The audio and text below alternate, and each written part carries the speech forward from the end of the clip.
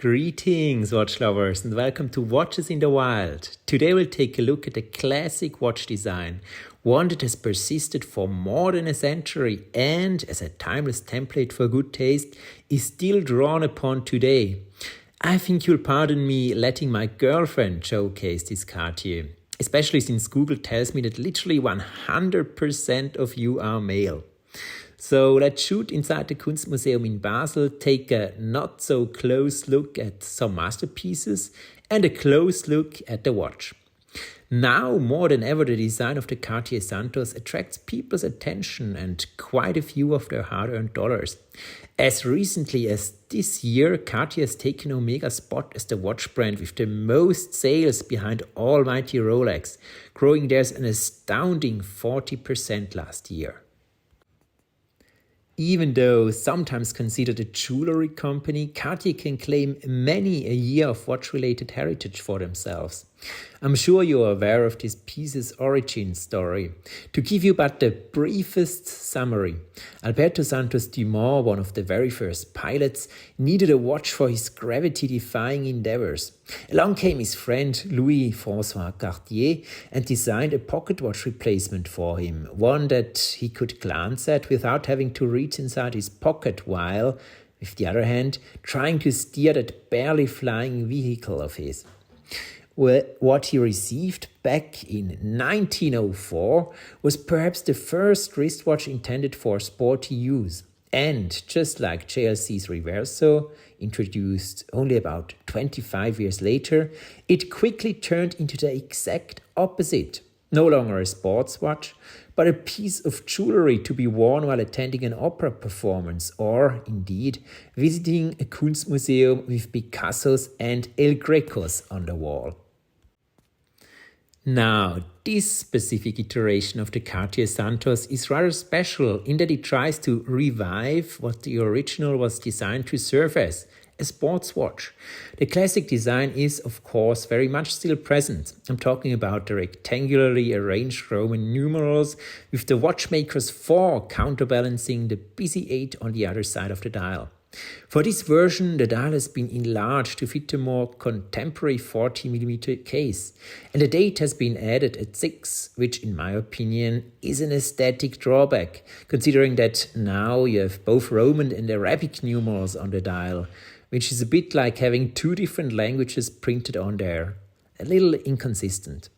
Thankfully, the date is so small though and so perfectly color matched with the Roman numerals flanking it that it isn't a deal breaker for me.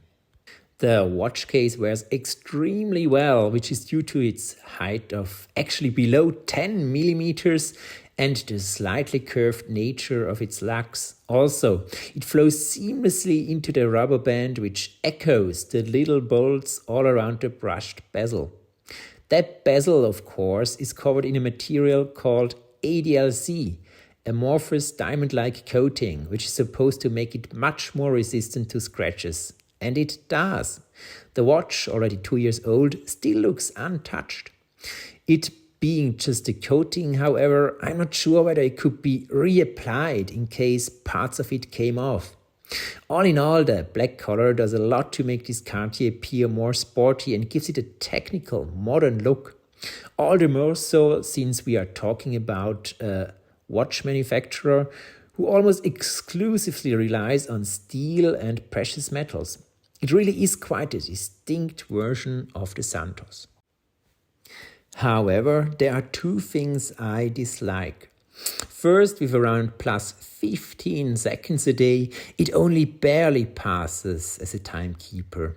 Now, I don't buy mechanical watches for their accuracy, but it keeping even worse time than my Seiko was a bit of a disappointment. With these kinds of deviations, Cartier only reinforces the stereotype that they are much more of a jewelry company than a watchmaker.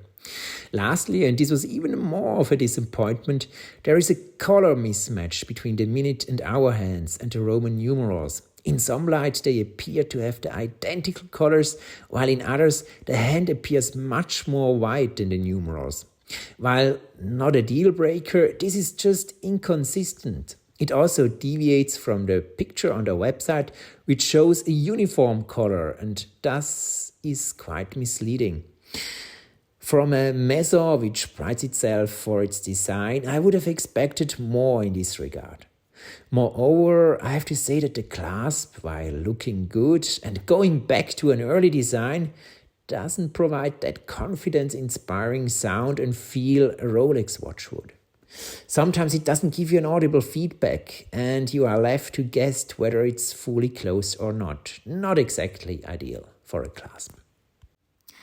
But I'm being picky, of course. All in all, I still think it's an interesting and worthwhile watch, a somewhat successful attempt to make the original sports watch a sports watch again.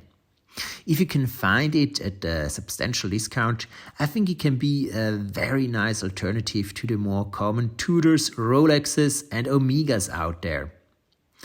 Now that's it for today. Like and subscribe if you found this video useful, and see you again soon.